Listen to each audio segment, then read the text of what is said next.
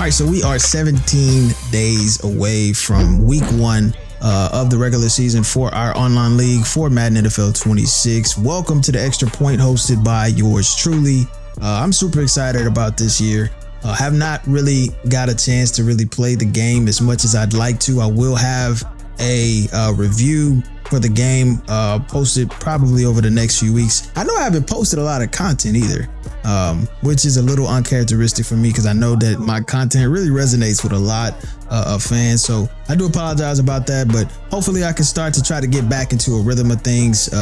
If you really want to know, if you really want to check out my review video, I will be again posting that here in the next few weeks. I just want to get a little bit more hands-on with this game. We are getting a pretty nice upgrade in terms of presentation. Team intros look phenomenal. Halftime show looks okay. You know, the weekly updates, I feel like they could have definitely done better.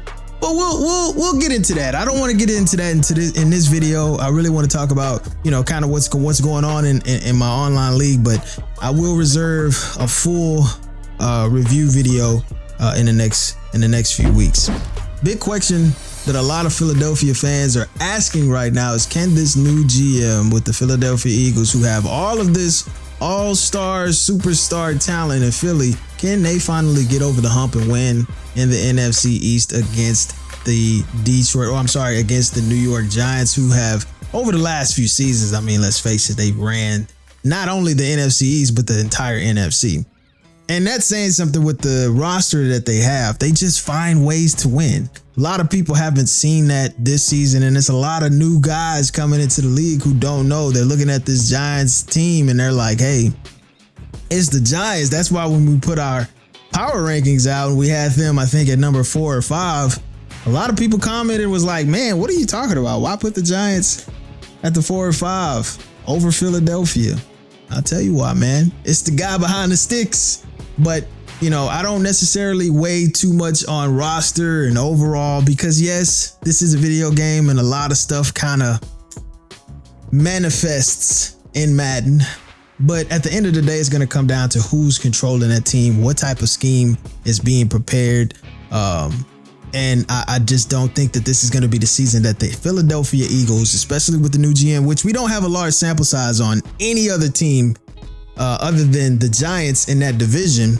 You know, we don't know what the Commanders can do with the truth. We don't know what the Dallas Cowboys can do.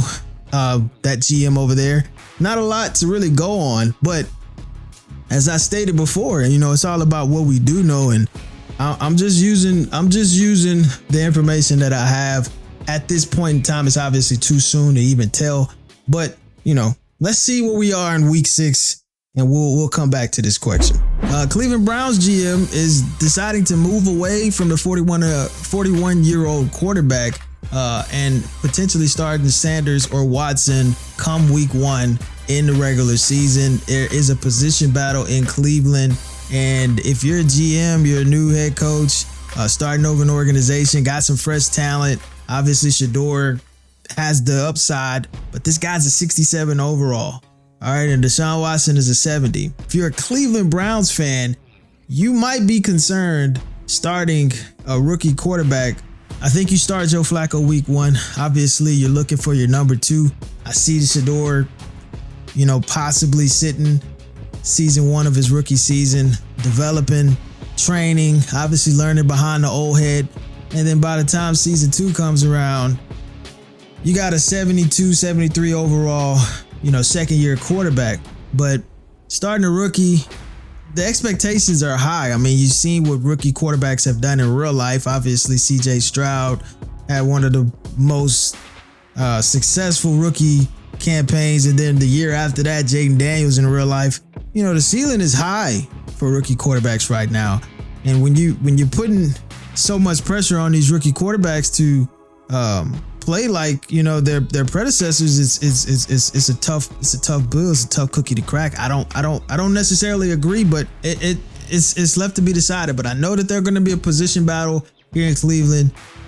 You know, what's the expectations? Are you building, or are you trying to compete for a championship? I think that's the question that needs to be asked. But if they're building, I mean, if you're building, you put Sanders in the game, but if you're trying to compete right now, you definitely want to put someone who's going to give you the best opportunity to win.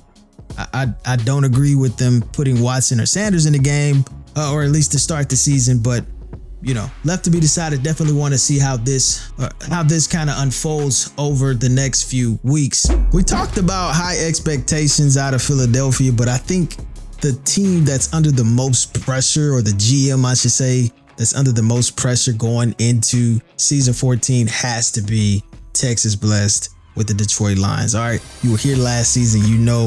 The dumpster fire that was the San Francisco 49ers, and Texas Blessed was the man in charge there. They went 4-8 in their first 12 games of the season.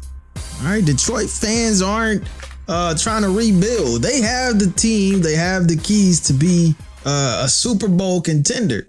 And the expectations for this GM moving from San Francisco to Detroit, the expectations are high, and we're gonna find out just how capable he is early on in this season to take this team from Super Bowl contender to Super Bowl. They're not trying to go 4-12.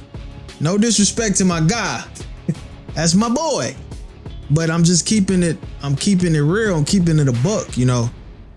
Expectations are high. First few weeks, this team is at least 11-12 win team. All right, anything less than that is a failure. It's a dumpster fire. So he's under the hot seat, or he's in the hot seat first few weeks, first season with Detroit, and definitely will be under the microscope this season. We talked about it earlier in this episode, or this video, about the stacked AFC South.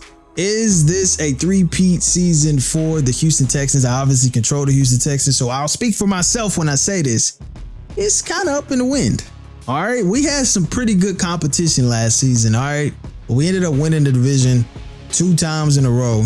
We're looking for a three-peat, but the talent and GMs that are in the AFC South right now, with Jalen the Kid, all right, who went 6-0 his first 6 games last season with the Carolina Panthers, okay, was arguably right up there, right in that conversation as the number 1 team in the NFC, behind Detroit, Philadelphia, and obviously the New York Giants. And now he's coming over, bringing his talents over to the AFC South. You got Dame, who has had a lot of success outside of MGN. Haven't seen too much success here. This is his first season as a GM here in MGN Gaming, but he's had a lot of success outside of MGN. And then you have Dean, who, aka Captain Crunch, who last season took the Washington Commanders to a 12-5 season, 1 game above the Dallas Cowboys, who was a decent team. And he's coming over. So you got 4 playoff teams in the AFC South. It's gonna be crazy. Things could get real bad for me, but we are built to compete. Okay, I'm not gonna take it laying down, and we just gonna come with it. Can we get the three-peat? Is it guaranteed? Absolutely not. Nothing's guaranteed. I mean, it's a video game. At the end of the day, anything can happen, but we got the team to do it, and I truly believe in my stick skills. I think we can make a pretty good argument to get the three-peat in the AFC South. But the ultimate goal is to get to the Super Bowl, win the Super Bowl, which is something that I've never done. But can we get the three-peat? Definitely possible. It's not uncommon for a rookie quarterback to take snaps with second or third team players, but Seattle Seahawks had Jalen Milroe taking snaps with the ones in practice, and he looked really good. I think this guy has a really high ceiling in Seattle. Will he take the start? We were able to sit down with the GM over in Seattle, and he said that some decisions were made before I took office, so I plan to make a few changes if needed. Preseason will also play a factor. So doesn't sound like he's too sure if Sam Darnold is going to get the start or Jalen Milroe, but I like what I saw from Milroe in his practice. I think he has all the intangibles. Obviously, it's kind of the same situation like in Cleveland. Obviously, you want to compete. I think this team has the keys to at least get to the playoffs. The NFC West is not really one of those high win divisions, so you could probably get in winning 9, maybe 8-9 games. It's definitely going to be a competitive division. I think that they have the keys to win now, and if you're trying to win now, you definitely want to go with Sam Darnold. Love to know what you guys think about all of this news surrounding the MGN Gaming online franchise. If you want to obviously follow along, hit the link in the description, join the Discord. But yeah, that'll do it for this episode. Wanted to keep it light. Make sure you guys keep it locked right here for more MGN Gaming online franchise news. I'll catch you guys on the next one.